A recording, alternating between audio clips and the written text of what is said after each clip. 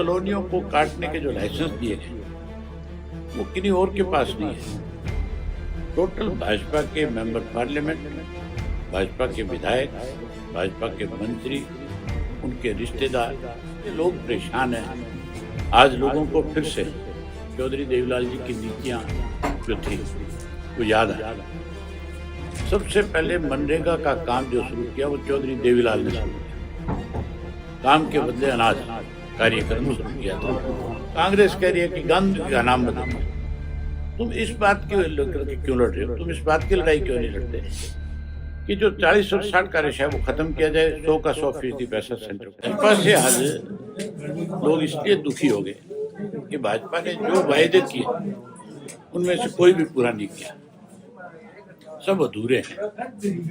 बजाय काम करने के भाजपा के लोगों ने कैसे इस प्रदेश के लोगों से धन हटा जाए उस काम में लगे। अब आप देख रहे हैं छोटे छोटे कस्बे जो हैं उनमें अवैध कॉलोनियां काटी जा रही है।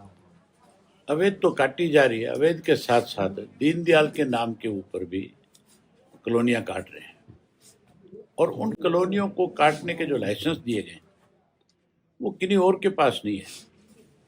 टोटल भाजपा के मेंबर पार्लियामेंट, भाजपा के विधायक, भाजपा के मंत्री, उनके रिश्तेदार, उन्हीं लोगों के पास है। हमने इसके लिए एक कमेटी का गठन किया है। अपनी पार्टी के कुछ लोगों की जिम्मेवारी लगाई है कि आप पूरे प्रदेश में जाओ, हर जिले में, हर तहसील पे, सब डिवीजन पे इस बात का पता करो कि कितनी कॉलोनियां कटी है, कितनी अवैध है और कितनी दीनदयाल के नाम पे। दीनदयाल के नाम पे तो लाइसेंस किसके पास है? मैं वो सारी चीजें सार्वजनिक करूंगा जल्दी कि कैसे बीजेपी जो है आज इस प्रदेश को लूटने में लगी हुई है।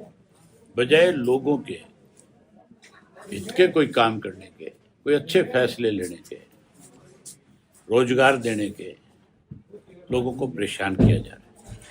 इसलिए लोग परेशान हैं। आज लोगों को फिर से चौधरी देवीलाल जी की नीतियां जो थी वो याद आ रही है।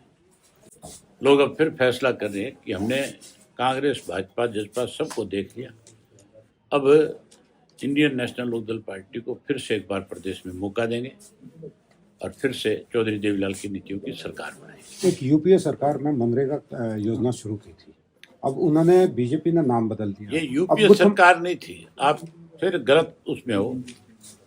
सबसे पहले मनरेगा का काम जो शुरू किया वो चौधरी देवीलाल ने शुरू किया। काम के बदले अनाज कार्यक्रम शुरू किया था और वो काम के बदले अनाज कार्यक्रम गरीब आदमी के लिए था, जिसपे रोजगार नहीं था, जिसके पास अपनी जमीन नहीं थी, जो केवल मजदूरी से काम चलाता था।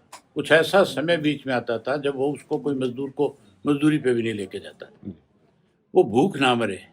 इसलिए चौधरी देवीलाल ने काम के बदले अनाज एक स्कीम शुरू कर दी और वो बहुत सक्सेसफुल हुई थी।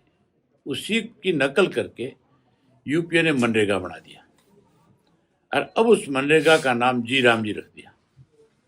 लेकिन उससे नुकसान क्या होगा कि पहले तो 100% ग्रांट सेंटर की गवर्नमेंट से आती थी, 90% आती थी, अब 60 और 40 का रेशो कर दिया।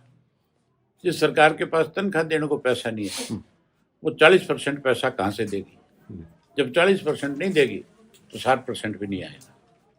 इसका मतलब गरीब आदमी जो है उसको जो दिहाड़ी मिल रही थी, जो मजदूरी मिल रही थी, जो खाली समय में अपना कहीं ना कहीं गुजारा कर रहा था, उसको भूख मरने पे मजबूर कर दिया। मतलब कह सकते हैं कांग्रेस इसको दूसरी तरह से प्रताड़ित कर रही है। कांग्रेस कह रही है कि गांधी का नाम बदल दिया। तुम इस बात के लेकर के क्यों लड़ रहे हो? तुम इस बात की लड़ाई क्यों नहीं लड़ते कि जो 40 और 60 का रेशा है वो खत्म किया जाए, 100 का 100% पैसा सेंटर को देना चाहिए ताकि गरीब आदमी के घर तक पैसा जाए। राजनीति करो, हम भी नहीं कहते कि ना करो, लेकिन ओछी मत करो, अच्छी करो।